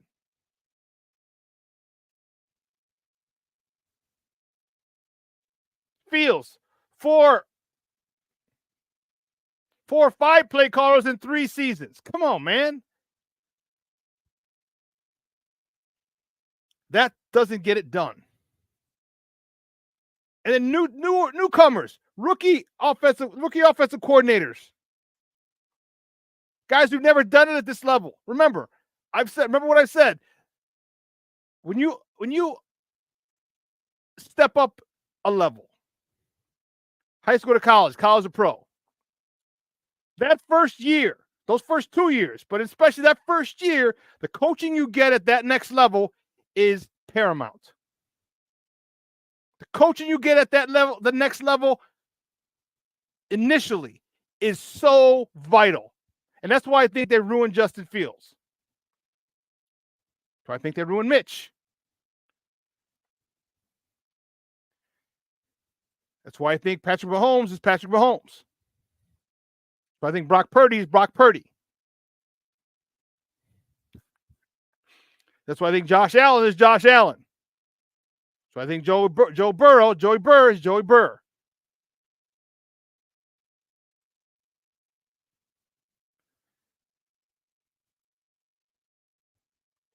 All those guys had great play callers in their first year at the new level, in the pros. Joey Burr had Callahan. First 3 years. Got him to the Super Bowl. Allen. Brian Dable. I think they're such a phenomenal. Buffalo is a force in the AFC East. Patrick Mahomes. Andy Reid still has them. Favre and Rodgers, all West Coast guys. Didn't matter who it was. From Mike Holmgren to who else? Who are other coaches? Even Guy LaFleur at this stage of the game. They're all West Coast guys. So some of the terminology might change, but the basis is the same.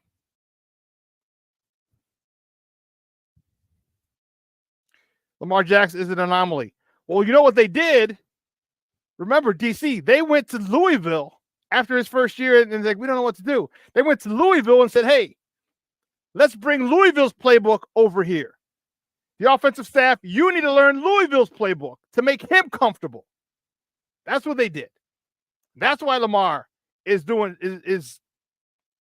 kicking ass. Because they went to Louisville, incorporated most of their schemes as the Baltimore Ravens offense.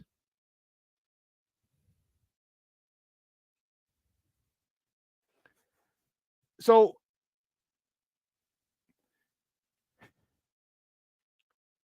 Shane has done a phenomenal. I'm very happy with him.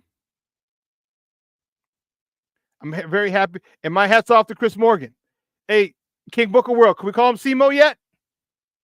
Can we call him SEMO yet? It's on his straight question right to King Booker World. Can we call him SEMO yet again? Because that run game the last few weeks have been on point. Offensive lineman in the backfield, Doug Kramer.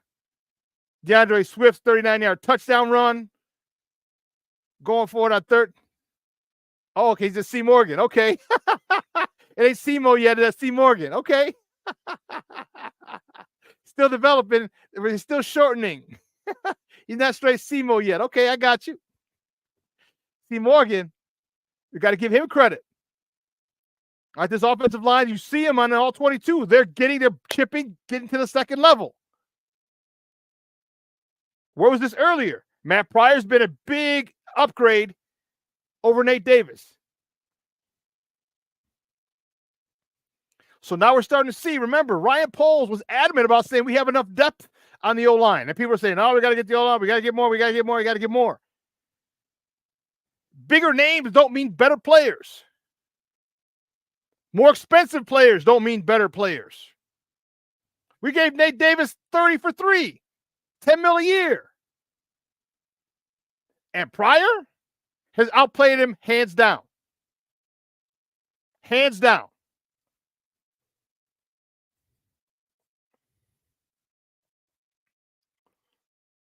You got to get guys in there who want it.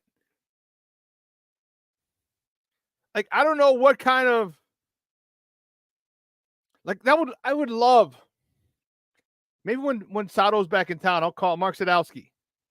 He's with the Pittsburgh Steelers now.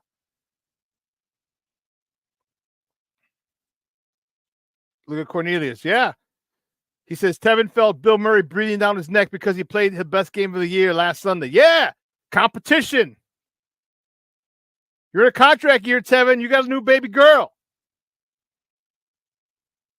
She needs a nice new crib, Papa. The wife needs some new shoes. King Book of World says a few more games, he'll be SEMO. I get you. I feel you. He's got to earn that shit with you. I get it. I feel you. Derek Carter says, I want to see more Bill Murray. That man's a beast. And remember, there was a lot of people on the one of the sports talk radios stations, not the 4-letter one, were saying that Ryan Poles would get guys who look like who reminded him of himself. And they wanted, like, I do too. I want some nasty dudes like Tevin, but give me some technically sound dudes. One of the best offensive linemen I ever played with, Ike Green Jr., and I played with him on the Chargers. Isaac Green, his son actually just finished Tennessee. Someone's an offensive lineman. He went to Mississippi Valley State, the Delta Devils. Okay, went to Mississippi Valley State, same alma mater of Jerry Rice, when he came to play with us. This dude was the nicest guy, Junior. Am I lying? This dude was the nicest guy in the world. Nicest guy in the world.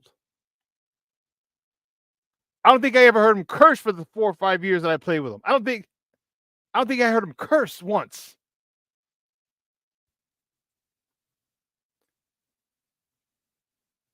He wasn't a rah-rah guy. He wasn't those guys. He wasn't a Kyle Long, tevinjenkins, Darnell Wright type of fiery dude.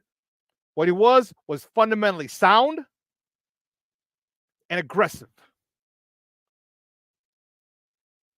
and athletic. I had that big old butt, boy. Had them big old legs, that big old butt. He was our right tackle. And that joker could move. Agile.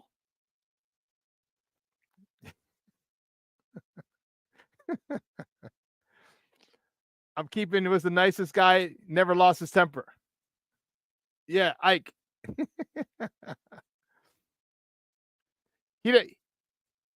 One time he was mad. The only time I saw him get mad was when some guy went under his face mask and raked Ike's face. And even then he didn't swear. He's like, "Oh, I'm gonna get that. I'm gonna get that dog. I'm gonna get him. I'm gonna get him." Man, I'm pissed. I was like, "Oh, Ike, I'm pissed." Like, woo, what's those harsh words there, man, my man? But give me guys who are fundamentally sound and like to finish. Ike liked to finish. Tevinjenkins likes to finish. Darnell Wright likes to finish. Matt Pryor likes to finish. We're getting guys here who like to finish. Okay, you don't have to be nasty and rah-rah. Be nasty on the field. Finish the play. Pancake your dude and you fall on him. Or pancake your dude and go to another dude and get another block.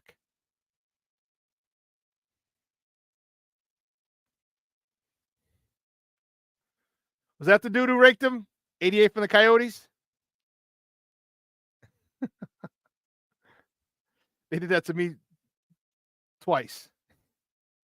First time they raked me, I was pissed. I knew who it was. It was a linebacker. Second time he went to rake me, and I caught his pinky. I bit it. I bit his pinky. And, man, I swear, everybody in the freaking stadium heard it. Heard him scream. I tried to bite that motherfucker off. I'm telling you. Guess what? He didn't rake me again. He didn't rake under my face mask again.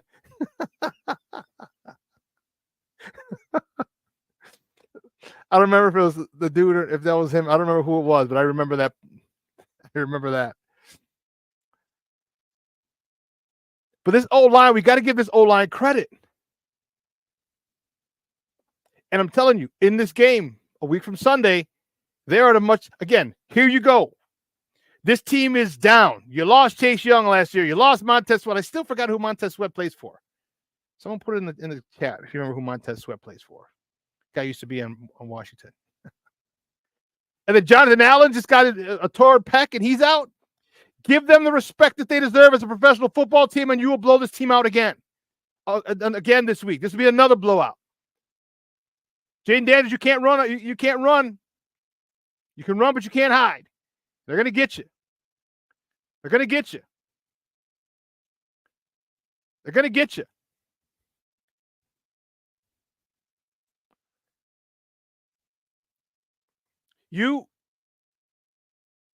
You give our offense time. So this is now you're affecting the run game. So we're going to be able to run the ball. If we're able to run the ball, we're going to be able to pass the ball.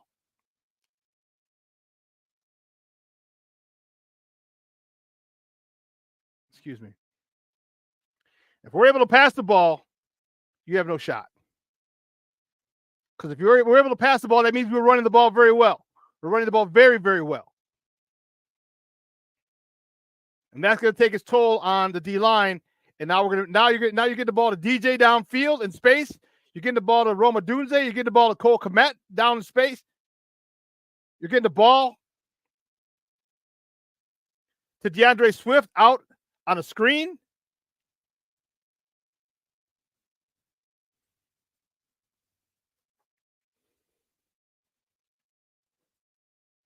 If Brisker gets a hold of Daniels, yeah. In my Peter Brady voice. I'd love to see them in an alley. Caden comes around as a guy blocking, a wide receiver blocking. He comes around the edge. He comes inside that wide receiver, outside that edge. And here in the alley comes Jaquan Brisker and just lays him out. Face mask to chest, shoulder pad to ribs, Nice solid hit.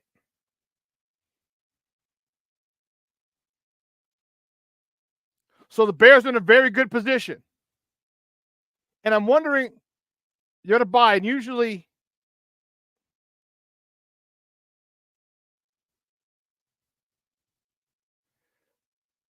it's going to be MDK. I'm not sure what MDK is.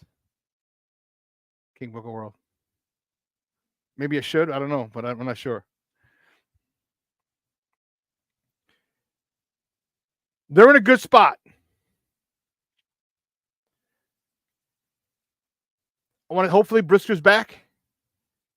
Hopefully Gordon's back. And I think they will be.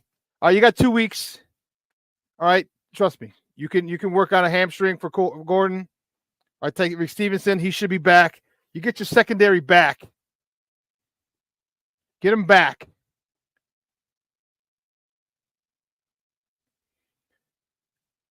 And now you're cooking with gas. I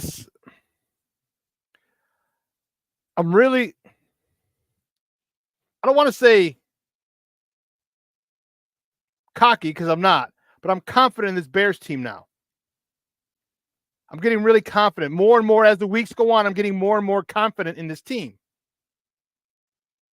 The play calling from Waldron has gotten better. The offensive line play has gotten noticeably better. The run game has gotten better.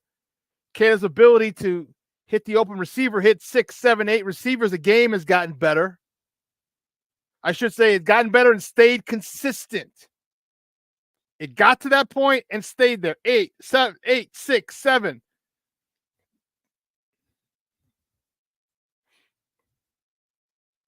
DC, he said, our 7-2 in the first 9 game prediction is very much in play. You're damn right it is. Yeah, we should be 5-1 right now. The damn Indy game. But yeah, it's very much. We get through Washington, the Cardinals, and the Pats. We should roll through them. We should roll through them, and that'll get us 7-2. When Green Bay comes to town, week 11, that'll get us to 7-2 before that last 8 games. Just like we said, DC, just like we said.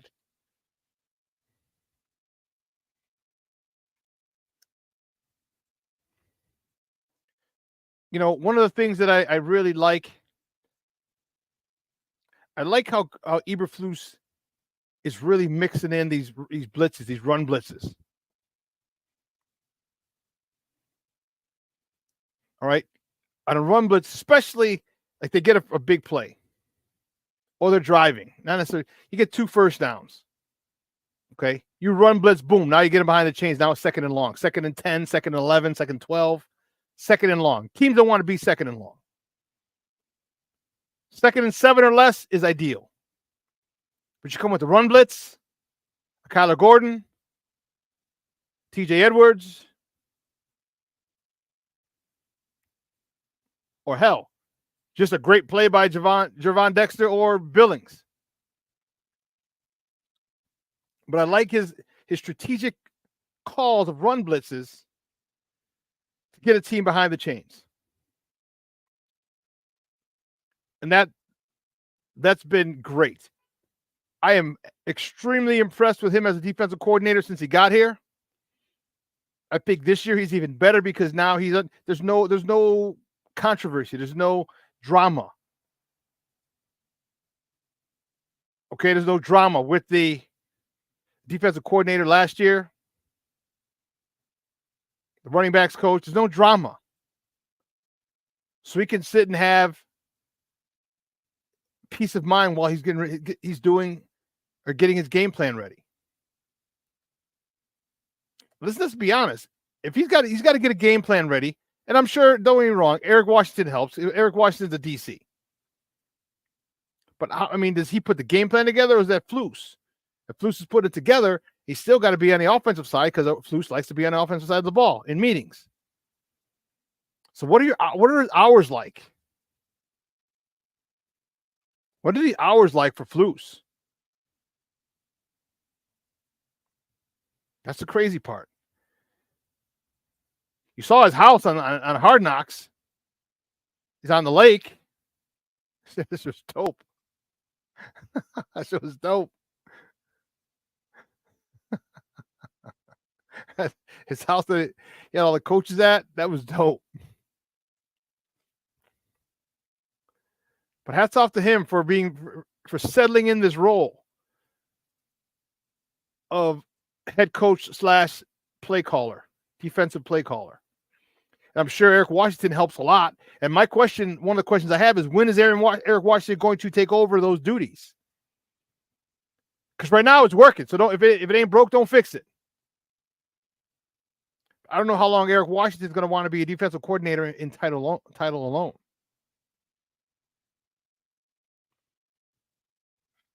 I don't know. So we're going to see. We're going to see.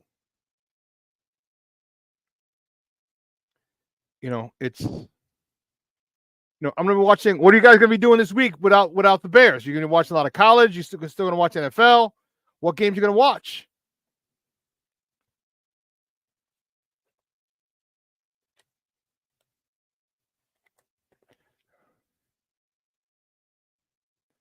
Oh, you sons of biscuits. You know what? Sometimes, why you do that? Oh, here you go. Usually on Friday, they have What's on the Air Friday, Saturday, and Sunday. Today, they had Friday on one page. Here you go. On Saturday and Sunday, the next page. Yeah, a lot of college football tomorrow, baby. A lot of college football tomorrow. Wisconsin, Northwestern, the Big Ten Network, Miami and Louisville on Channel 7 and 11, Virginia at Clemson, up in Missouri here, Nebraska at Indiana, that's on Fox, that's a good game, South Carolina at Oklahoma, Michigan at Illinois, that's the game, 2:30 tomorrow, Notre Dame at Georgia Tech, Alabama at Tennessee, USC at Maryland, flying cross country. Wow, there's a lot of good games. LSU at Arkansas, Georgia at Texas. Ooh, that's the game too. 6:30, Channel 7. Whoo, there's some games. Late games, TCU at Utah. That's at 9:30. That gets over after midnight. The NFL games on Sunday. Patriots at Jags. That's at 8:30 in the morning. I'm not getting up that early to watch that game. I'll put it this way. I'm not going anywhere. I might get up. But then Texans at Packers. On Channel 2, Lions at Vikings. At noon. That's on Fox. There's 3 games. Eagles at Giants, and that's just on 7:20 a.m. Okay. The game of the week, Chiefs at Niners on Fox. And then Sunday Night Football, the Jets at the Steelers.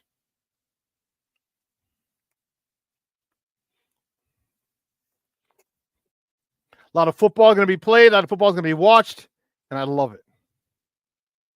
Jets and Steelers, great. You know, they got the not the controversy, but the firestorm. Russell Wilson is in line to start, although Mike Tomlin hasn't said anything, hasn't confirmed. Justin Fields said he feels he didn't play well enough. That's my issue with Justin Fields. Like, come on, man. If you know you didn't, like, what are you doing?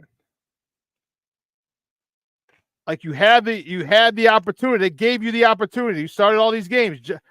My man was hurt. Russell was hurt. You had a chance to come in, take the bull by the horns, and make it your job.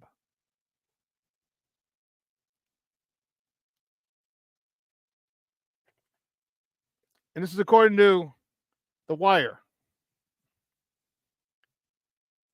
And sometimes Justin Fields seems to be at peace with the idea of being benched in favor of Russell Wilson, even with the Steelers at 4-2 and tied with the Ravens for first place in the AFC North.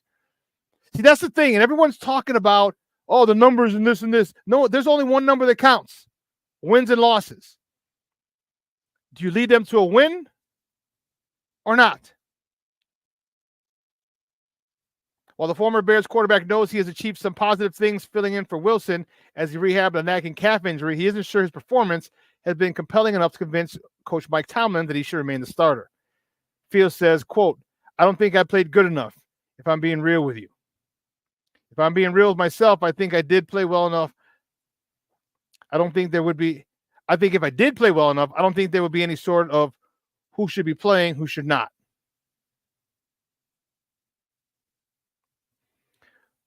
Unquote.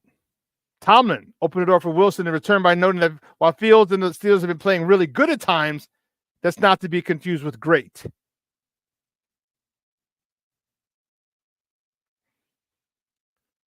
You know, everybody's so, I know Mr. Shorty, he's absent today. They're all about the numbers. It's not about the numbers. It's about, do you win? Do you win? And you can dissect any quarterback's game, and he missed this receiver, he missed that receiver, he missed this receiver. The bottom line is they're tied for first in a very, very difficult division. DC says he thinks the Steelers are sabotaging us. Very well could be. I mean, Justin's got 6 games under his belt. And I would assume, you should make an assumption, because that makes an ass out of you and Umption, and I don't want to be made an ass out of. They're going to have packages for Justin Fields. So those 6 games, are those 6 games plus the packages going to be enough to be 51% of the snaps? I don't know. I mean, if and I'm not wishing this on anybody, I would never do that. But if Russell goes down again, we'll get that 4th round pick. If he goes down again.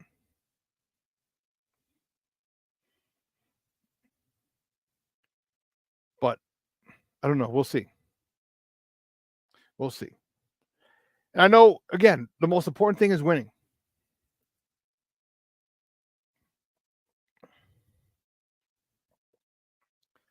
It doesn't have to be pretty. Remember, we had Jim McMahon. Jim McMahon never put up big numbers. He could. Like I was telling Evan, man, Jim McMahon was him in the run and shoot, or him in the air raid would be it would be insane. But remember, BYU had a crazy passing attack back in the day. They just needed better linemen to compete with people. They would have. Dude, people weren't ready for BYU. The way you beat BYU, just beat their offensive linemen up. They were just...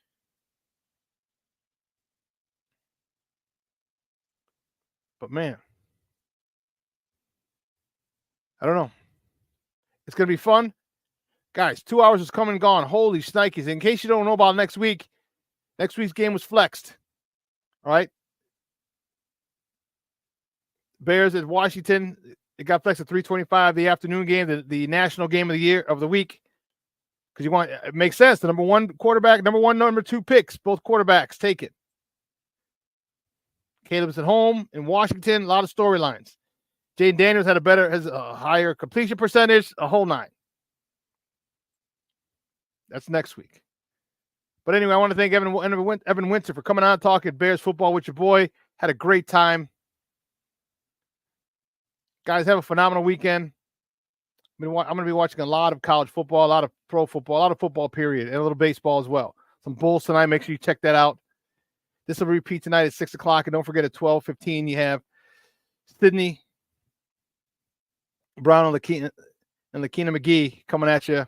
12:15, coming at you with another 2 hours of Chicago sports. So for everyone here at Sports Zone Chicago, guys, I'm your boy, the SuperBack, Shawn Sierra. Have a phenomenal weekend. It's going to be beautiful in the 70s. Go get your car washed. Get out on the patio. Have lunch. Man. Guys, have a great weekend. I will see you on Monday. Your boy, the SuperBack. I am out.